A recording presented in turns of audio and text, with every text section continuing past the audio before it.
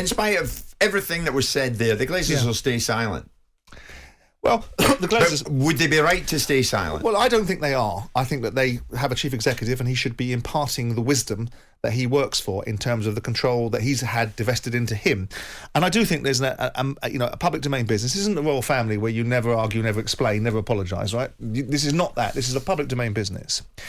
But I would have more empathy with Manchester United fans if they were actually had somebody that wanted to buy the football club. There was actually a bid that the Glazers were pushing back against, sitting there like dogs in mangers, saying we're not going to take anyone else's money, but we're going to keep on taking Man United's money. Not Michael Knighton. No, God, please, come on now. This is Scarlet Pimpernel playing hide and seek with himself. This is the reality of the situation. Now, the United fans are right in one respect. The Glazers put £200 million into this football club to buy the football club in the first place. They geared the rest, okay?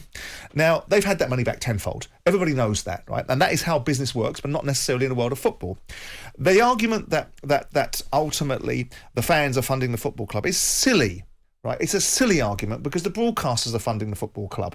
Chevrolet or TeamViewer or Vodafone or any of these massive sponsorship deals are funding the football club. The overseas broadcasters are funding the football club. The United fans go in there, they watch something, they buy a hot dog, they buy some merchandise, they wear it on their backs. It's a fair money exchange.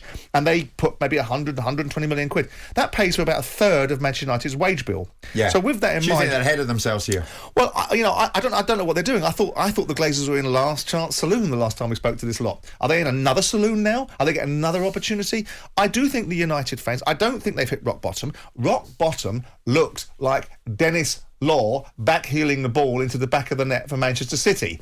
That looked like rock bottom in 1974. This looks like a football club that's going through a cyclical period like it did through the late 60s, all the way through the 70s, to the mid-80s, until Ferguson arrived and changed the direction of travel in 1990, and then ultimately in 1992 when the Premier League kicked in and away they went.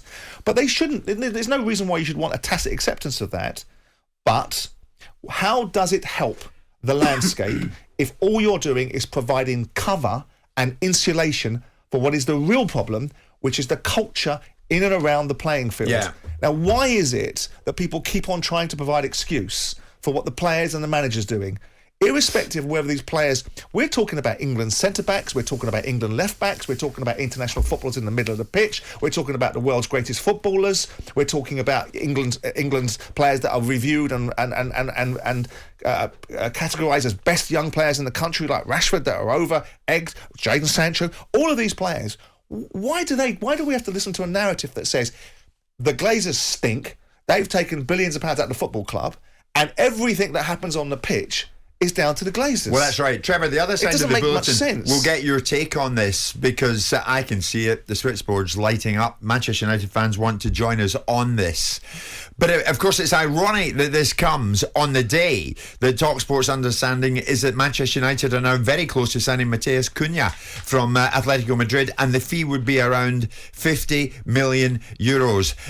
So they've shifted their stance on Ronaldo, it would seem, as well. So what more do you want? Obviously, you want a team that wins, but you want to hear from the Glazers. And there's a degree of sympathy in that when you see what Tottenham did with Daniel Levy's statement eventually to the supporters in May last year, because eventually Levy decided, well, I will talk to them in a carefully worded statement. And maybe that would suffice from the Glazers. A statement in which Levy said to Tottenham fans, I feel we lost sight of some key priorities and what's truly in our DNA. So is that the kind of thing you're looking for? But even if it is, how much further does it take you forward? It's 10:30. Jim White and Simon Jordan. Monday to Friday mornings from 10. On AM, on DAB, via the talkSPORT app and on your smart speaker. talkSPORT.